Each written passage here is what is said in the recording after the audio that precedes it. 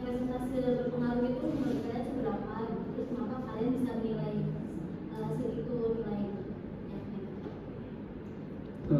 Ini mau ngebahas ke spesifik Zoom doang apa kayak yang lain? Ya, video call lah. Contohnya mungkin bisa Google Meet, bisa juga video call lain. Kalau dari gua tergantung klien sih. Jadi seberapa berpengaruhnya ya? Dia kan orang teknologi informasi kan. Iya. Zoom masuk banget. Iya. Dalam untuk berkomunikasi dalam bisnis itu. Terus? Menurut kalian itu pengaruhnya peranan itu pengaruhnya seberapa? Gitu. Ya. Maksudnya mungkin dia tambahkan ya. Maksudnya itu kalau melalui media online, ya seperti Zoom dan lain-lain, itu komunikasi bisnis apa kendalanya dan apa keuntungannya, itulah ya singkatnya. Oke. Baru deh. Mungkin kalau bahas Zoom kita balik lagi ya. Zoom tuh mulai kepake pas kapan? Kalau misalnya ada yang tahu, Zoom tuh mulai kepake tuh pas COVID kali ya. Berarti balik lagi tergantung keadaan sih. Kalau misalnya keadaan yang memungkinkan kita nggak pakai Zoom, mungkin bisa langsung. Tapi kalau misalnya nggak, kita bisa pakai Zoom. Kalau dibilang penting ya penting. Balik lagi tergantung kesibukan sama keadaan sih. Dari gue sih itu. Kalau saya pribadi mungkin saya nambahin. Kalau menurut saya, mungkin kan kita belum langsung ya ke dunia bisnis dan menggunakan hal tersebut. Tapi kalau dari sudut pandang saya, kalau dari saya pribadi, kalau Zoom itu sangat menguntungkan juga. Karena apa? Karena di dunia bisnis ini kan kita nggak selamanya face to face. Karena kadang kita juga dapat customer dari luar negeri, luar kota, bahkan luar daerah kan ya. Nah, maka dari itu kita juga harus bisa memanfaatkan teknologi yang ada. Contohnya seperti apa? Seperti Zoom. Nah, Zoom ini kan pasti noise atau gangguannya entah di internet atau gangguan lainnya ya, kayak suara atau semacamnya. Nah, tapi kita harus bisa memanfaatkan Zoom ini dengan efektif dengan cara pertama kita memperhatikan dulu nih customer kita asalnya dari mana gitu. Kalau misalkan asalnya yang tidak kita bisa capai gitu, tidak bisa ketemu, itu ya udah nggak apa-apa pakai Zoom. Tetapi kalau misalkan ada tempat yang bisa tercapai kayak entah dari dia mulai terlalu jauh atau dekat, itu lebih baiknya kita menyampaikan ke mereka. Karena apa kan? Karena dia juga kan mungkin tertarik dengan produk atau jasa yang kita tawarkan, dan kita juga sebagai pembisnis harus bisa memberikan layanan yang terbaik terhadap customer tersebut.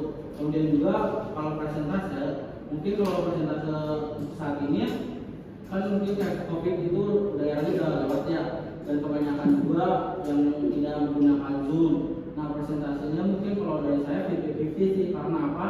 Karena di dunia bisnis ini juga nggak jauh dari digital. Seperti contoh yang tadi sudah saya jelaskan, kalau ada yang di luar daerah, pastikan jalan pintasnya menggunakan Zoom.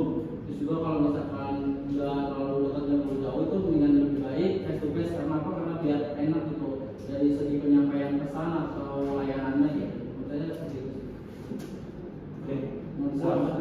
Kalau begitu. Ya. Kurang jelas kali. Begitu. Jalan berdua. Ya, Sudah menjawab. sip ya. Tapi saya tambahkan adanya platform online itu membuat model bisnis ya. Model bisnis itu kalau dulu bisnis itu lebih ke arah intensifikasi ya. Jadi satu aja, diperkuat satu ya. Kenapa? Karena masalah jarak dan waktu ya. Jarak dan waktu. Misalnya mau kita berbisnis ke luar negeri pun di sana mungkin sudah malam, kita pagi. Itu nggak pantas. Dan juga kita harus ke sana. Ya, intensifikasi namanya. Nah, tetapi di era digital kelebihannya adalah diversifikasi, bisa lebih luas. Ya, customer kita bisa aja di Papua, bisa aja di mana-mana. Bisa tadi seperti kata siapa? Vivi tadi mengatakan apa efektivitasnya? Efektivitasnya itu tadi bisa menjadi diversifikasi. Diversifikasi itu bisa menjangkau banyak ya. Kita bisa melebarkan model bisnis kita atau melebarkan jenis usaha ataupun memperbanyak calon customer, ya, itu kelebihannya. Kekurangannya apa? Kekurangannya tadi, ya, bahwa kadang-kadang kita tidak bisa mengenal satu sama lain untuk customer kita atau calon customer, ya. Komunikasinya bisa terbatas juga, ya. Tetapi dengan paling tidak dengan platform yang bisa ngobrol berempat berlima dalam waktu yang bersamaan dan tidak mengganggu, ya, mengganggu jadwal, itu platform online ini. Jadi keuntungannya adalah bisa diversifikasi, tidak perlu lagi seperti dulu intensifikasi, ya, misalnya mencari klien, mencari apa bisa lebih luas, ya. Itulah gunanya tadi apa? Vivi tadi menanyakan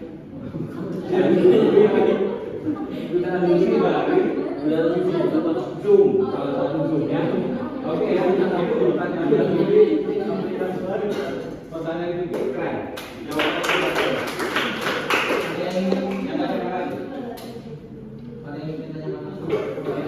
Ayo, yang paling jujur.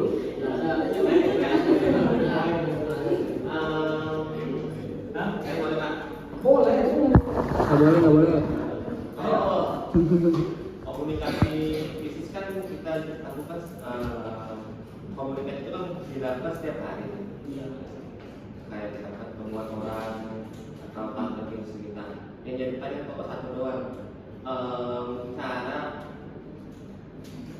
kita untuk menerima umpan balik dan tidak membiarkan kalau bicara kita bosan seperti apa? Kamu gimana? Intinya kayak mempertahankan customer itu biar nggak bosan terhadap Oh. kita kan. Nah, cara komunikasi dia nggak bosan. Ya intinya itu kan. Ya, Berkomunikasi supaya si nyaman, ya. nyaman. Ini dalam general apa gimana kok? Komunikasi bisnis kan banyak. Iya. Spesifikasi. Komunikasi kayak kita dalam bisnis kan bahasa komunikasi bisnis. Contohnya seperti apa? Oke, baik. Mungkin langsung saya jawab terakhir. Kalau menurut saya pribadi, pertama itu kita harus saling mengenal dulu di customer kita. Pertama dari kebiasaannya, entah dia membeli produknya secara mungkin produk kita nih dipakainya setiap akhir bulan. Nah, dengan akhir bulan ini kita harus bisa evaluasi, misalkan dari segi kualitas kita, kualitas produk ke customer ini. Karena apa? Karena kalau kita sudah menjaga kualitas produk, pasti si customer ini tuh bakal selalu ingat nih kayak produk yang bagus ini di sini loh gitu. Terus hingga nantinya dia bakalan repeat order atau beli terus. Nah kalau misalkan di jasa, kita harus memperhatikan kualitas pelayanan kita. Bagaimana caranya kita bisa memuaskan customer tersebut dengan efektif dan efisien, sehingga nantinya si customer ini bisa selalu notice nih kayak usaha dia nih yang kayak pelayanan jasanya terbaik dan bagus. Kemudian juga komunikasi bisnis itu harus memperhatikan kayak umpan balik atau yang biasa disebut feedback.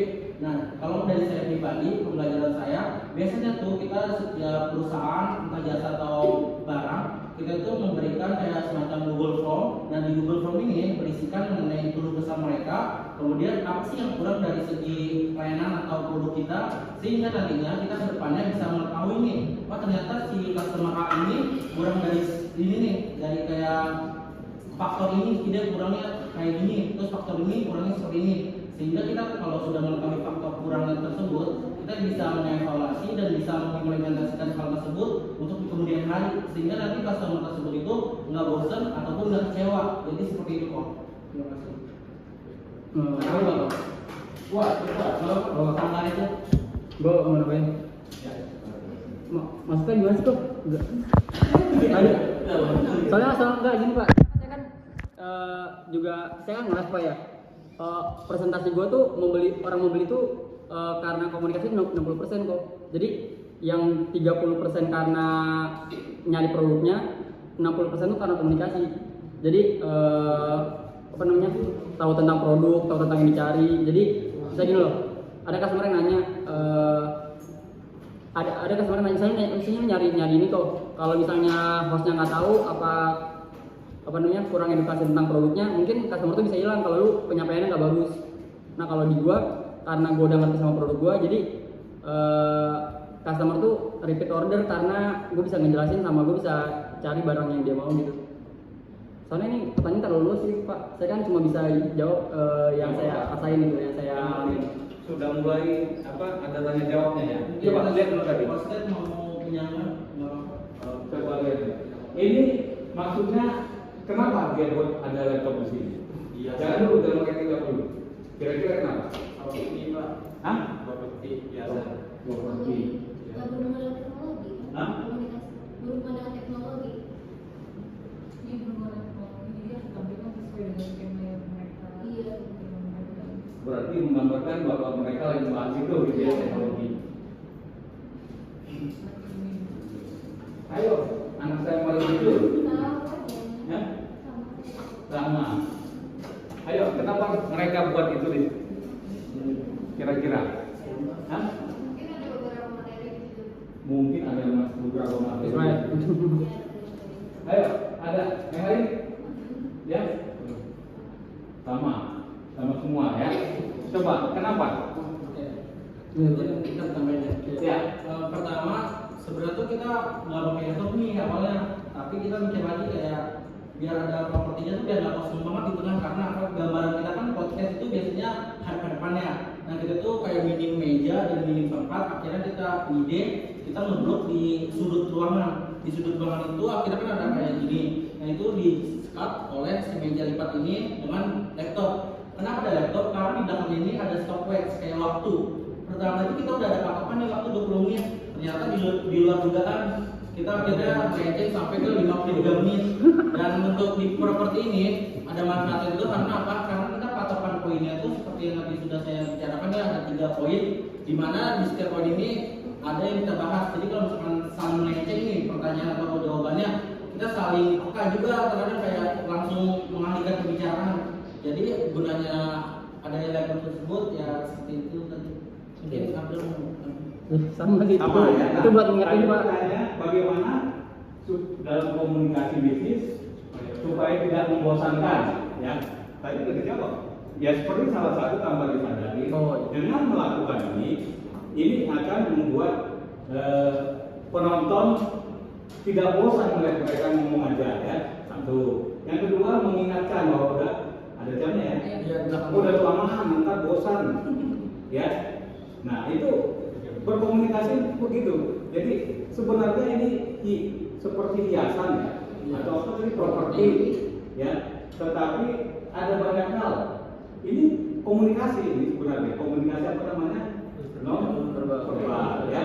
Bahwa tadi satu yang para ibu bertiga.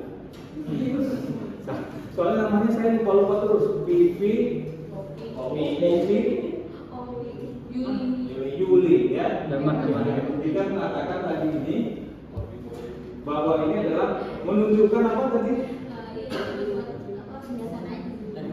Teknologi, bahwa mereka sedang membahas Teknologi informasi. ya kan teknologi. Nah, mereka menunjukkan supaya ada seperti hiasan. Misalnya di rumahnya di kamarnya Vivi ya.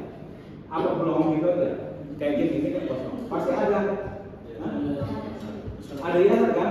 Foto kan, gambar bunga ya. Supaya apa? Menarik. Tidak membosankan. Itu jawabannya. Pertanyaannya kan itu ya. Yang saya tangkap. Ini salah satu supaya tidak membosankan. Yang kedua mengingatkan. Ada jamnya ya. Yang ketiga supaya tidak lari dari pembicaraan. Ya. Karena kalau kita ngobrol lari kemana-mana akan bosan juga. Itu ya. Jadi itu jawabannya nambahin mereka. Mereka tahu jawabannya tapi belum mengenalnya. Ya. Mantap pertanyaannya. Oke. Ada lagi jawab kan? Iya. Waktu itu ingatin saya. Ini ada yang ingin ditanyakan lagi?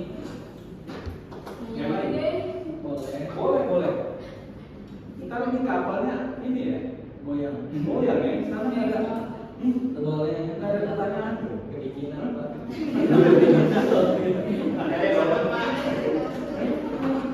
Oke. Jadi tadi sekali lagi komunikasi itu ada verbal dan non verbal. Yang membuat sesuatu tidak membosankan adalah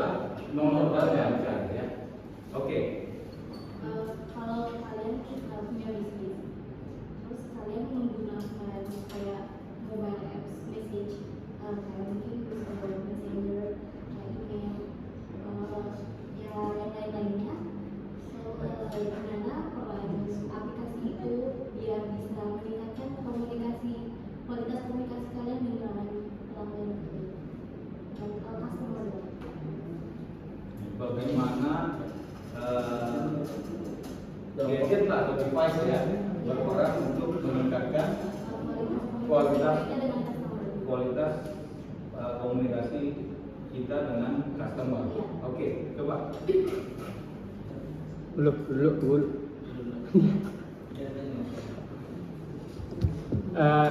Jadi biar lebih intens gitu ya hubungan customer sama kita gitu. Iya, Peranan T tadi, peranan gadget atau device atau apa? Email, WA.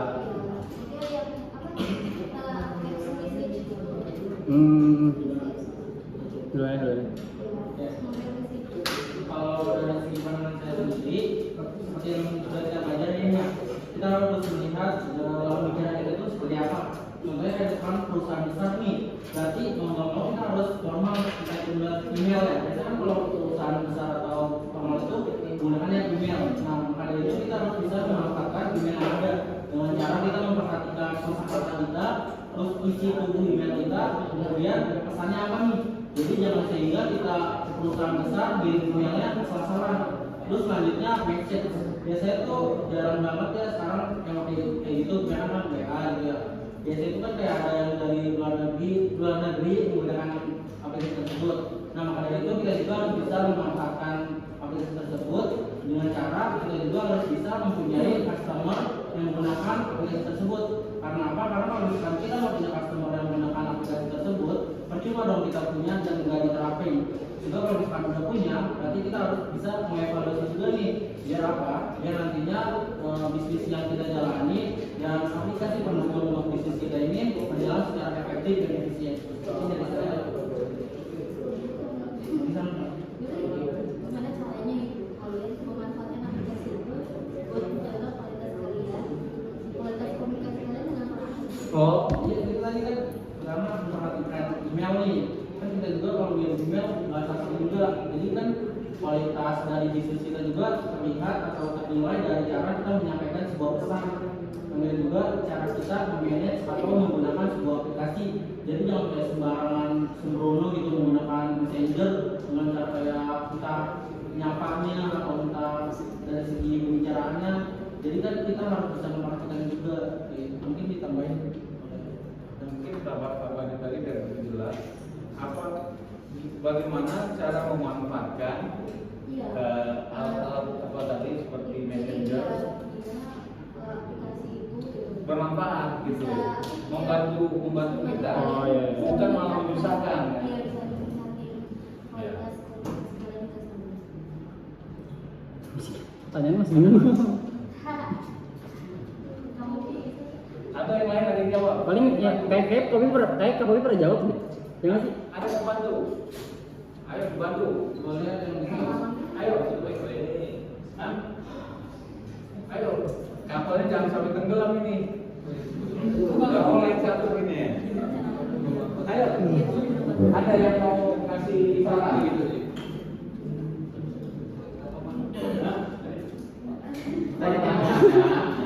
Bagaimana memanfaatkan salah satu messenger, aplikasi messenger untuk meningkatkan komunikasi ya, kualitas komunikasi kita dengan customer.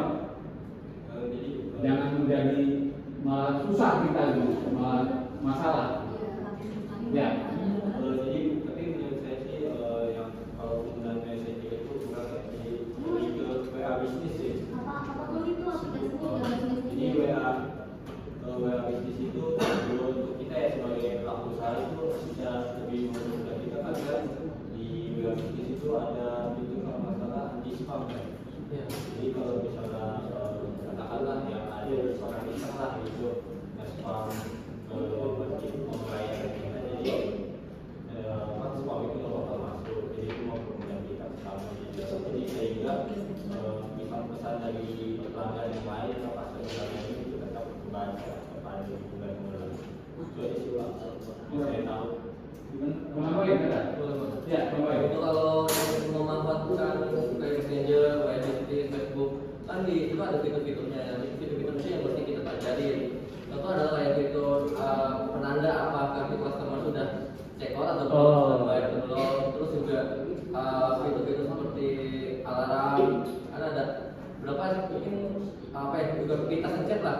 Instant chat emang buat customer itu kayak kita chat si customer sih ngechat ke penjual ya pagi pasti ada bot juga yang kirim kayak selamat pagi juga ada yang bisa bantu gitu itu yang membuat aplikasi itu berguna untuk apa namanya mesin untuk jawab ya. mesin menjawab ya. Gimana? Atau mau dari TV sendiri gimana? Sebenarnya kan kalau dari yang tadi saya sudah jelaskan isi pesannya ya. Jadi kan kayak kita juga harus memperhatikan isi pesan nih.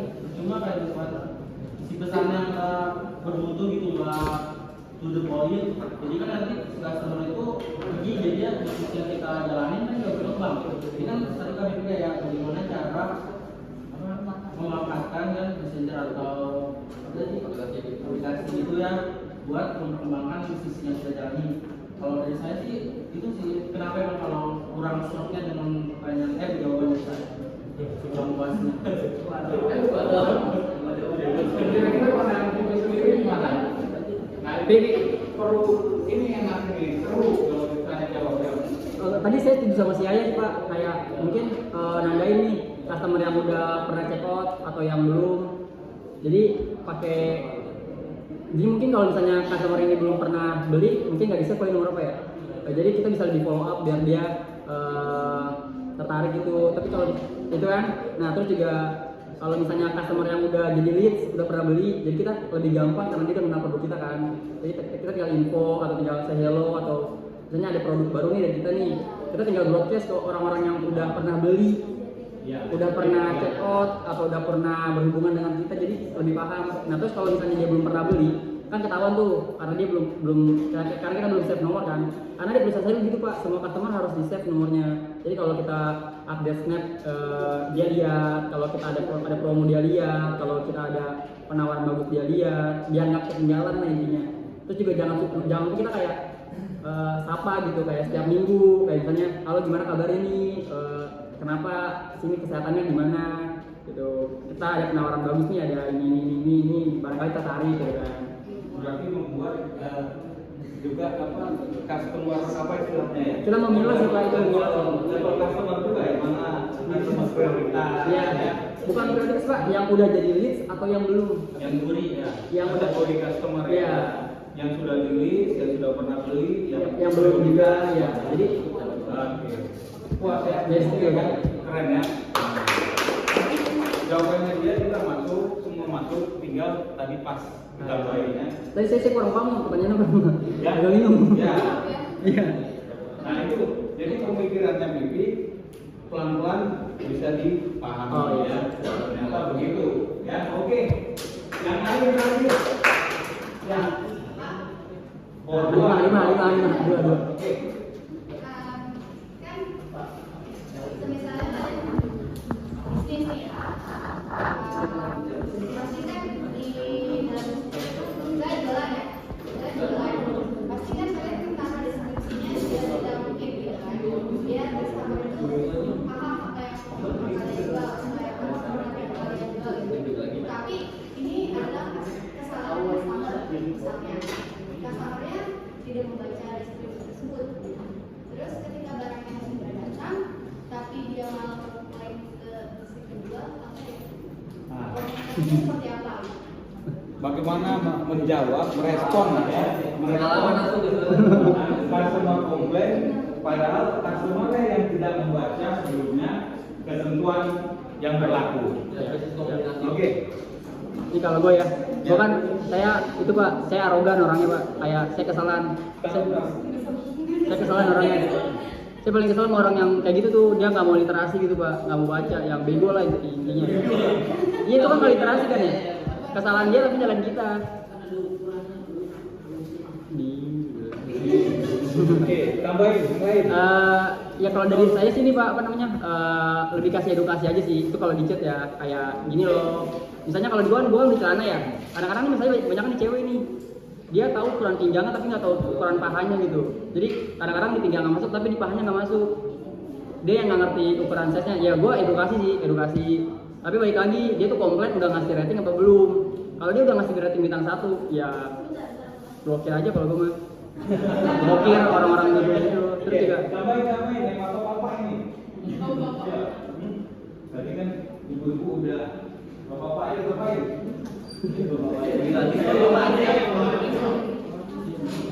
Ayo. Apa? Ya. Ayo ngapain? Nggak ada. Mungkin dari ininya ada kuat nggak dengan Kuat nggak? Belum kuat, Pak. Belum kuat. Tapi kalau misalkan posisinya dia ini kekeh ya gitu. Ayo udah suruh retur aja Pak, retur. Iya, karena dia minta karena dia kekeh gitu. Karena saya mau bayar gitu. Ya nggak apa-apa, itu lebih aman daripada kita juga dikasih rating bintang 1 buat kesehatan pokok. Lebih baik di retur aja. Iya, lebih baik di retur. Ya. Nah, yang lain, ayo pengalaman yang lain. Nah, yang marketing ini belum pernah jawab deh. Ayo, jawab dulu itu tadi. Gimana tadi? Kalau ada customer komplain, padahal customernya sendiri sudah membaca deskripsi atau persyaratan syarat dan ketentuan berlaku, kan gitu ya. Nah, bagaimana menjawabnya? Ayo. Saya tambahin Pak. Tidak. Biasanya udah gitu. Ayo, anak saya yang paling jujur nggak mau jawab. Ayo. Kalau ada komplain customer, ini kan orang marketing harusnya udah sering ngadepin, ya. Nggak ada. Biasanya sih jelasin kayak Bapak sudah mohon maaf Pak, sebelumnya kita menyampaikan dengan kayak sopan dan bisa terima ya Pak ya. Artinya mohon maaf Pak, sebelumnya apakah Bapak sudah membaca terlebih dahulu soal juga karena kalau dia tidak komplain, artinya kalau di pekerjaan saya Pak, kalau komplainnya karena kesalahan sendiri, ya itu nggak perlunya. Kalau mau Ya. tapi kalau misalnya kita sudah ada tindakan Bapak menyampaikan Bapak mohon maaf ya Bapak sudah membaca syarat dan ketentuannya diimpan kita gimana penjelasannya aja kan bisa diterima oleh konsumen itu Pak. Artinya memang saran bukan dari kami kan, saran dari konsumen apabila kalau dia berkelanjut ya beberapa ada yang bisa kita garansi ya kita akan ganti, tapi kalau misalnya dari beliau sendiri konsumen sendiri ya kita memang memberikan garansi. Dengan bahasa sopan, apalagi teman. Saya untuk memperkuat memperkuat bukti sertakan video unboxing sih Pak. Sertakan video unboxing, ya nggak sih? Misalnya kalau dia evidennya lah, barang bukti. Iya, barang bukti Ya. sertakan video unboxing terus ya kesalahan di mana, kalau misalnya memang bisa terima ya nggak apa-apa. Oke. Kalau enggak ya nggak bisa retur. Tetap berkomunikasinya Dengan baik. yang baik. Jangan dulu ini ya. Awalnya saya harus berkira Tetap ya. Tetap berkomunikasi yang baik karena itu tetap menjadi salah satu nanti virus. Betul. Ya. Virus, apalagi sekarang kan viral ya, bisa viral semuanya ya. Sekali kita menjawab tidak baik, bisa aja itu berkali-kali Pak. menjadi Aduh. potensi masalah ya. Coba. Tetap dijawab karena ada kemungkinan dia bakal jadi customer kita. Musuh yang baik akan menjadi teman yang baik. Ya. Tidak ada musuh yang abadi dan tidak ada teman yang abadi dalam dunia bisnis. Ya. Jadi berbisnislah tetap musuh yang baik itu menjadi teman yang baik ya. Oke, ada lagi satu lagi. Ya. Bohong Pak, tanya terus tanya. Ayo terakhir. Jadi ini bakal udah tahu ya, lumayan lah. Ayo. Ada nggak sih kayak standar atau kriteria si komunikasi menggunakan kayak ini dikatakan berhasil atau gagal? Indikator kegagalan atau keberhasilan. Apa ya kriterianya? Oke. saya buat kalau dari pendapat saya pribadi indikatornya itu pertama dilihat dari segi cara dia memanfaatkan teknologi yang ada. Contohnya seperti apa? Seperti tanah abang. Nah, tanah abang itu kan pertama awal-awal dia kayak nggak mau nih ada aja kayak ada itu atau penjualan online. Nah, dengan adanya hal tersebut malah menurunnya income dia gitu. Jadi pendapatan dia menurun. Jadi itu indikatornya tidak berhasil dalam memanfaatkan teknologi informasi yang ada. Kalau misalkan dia bisa memanfaatkan teknologi yang ada seperti kayak entah dia live jualan busananya, bajunya di Tanah Abang, kemungkinan kan nanti banyak yang mengenal toko dia, terus banyak yang beli. Nah jadi nanti kan pendapatan atau income dia itu naik. Mungkin menurut saya itu sih indikator berhasil dan berhasilnya bisnis. Oke. Kalau saya tergantung berapa sales yang dihasilkan gitu Pak dari indikator itu. Misal, jadi kalau misalnya karena tadi apa sih? Karena chat apa?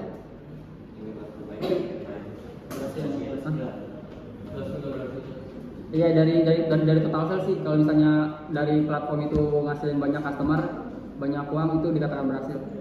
Menurutku itu. Oke. Ya, sebelum ditutup saya menambahkan jawabannya dia ya, karena penting. Ini penting lagi. Judulnya kan peranan TI dalam komunikasi bisnis. Indikatornya bandingin sebelum menggunakan platform digital tadi, ya, dan sesudah bisa salah satu indikatornya tadi penjualan, ya, salable-nya, ya. Bisa juga dari banyaknya potensi customer, potensi ya, atau tadi list, ya. Jadi itu cukup untuk indikatornya. Sebelum dan sesudahnya ada nggak perubahannya? Naik atau turun? Ya, kalau turun berarti tidak menggunakan dengan efektif. Ya, seharusnya dengan digital seharusnya naik. Kenapa? Karena tidak intensifikasi. Bisnis model menjadi diversifikasi. Ingat tuh ya, hukum ekonominya itu sudah kalian jurusannya ekonomi digital bukan retail ya, bukan lah. Nah, hukum ekonominya itu ada dua bisnis model secara umum, satu intensifikasi, satu diversifikasi. Ya, diversifikasi itu meluas, intensifikasi satu aja diperdalamnya. Oke, saya serahkan untuk ditutup. Terima kasih semuanya ya, makin keren. Ayo tutup.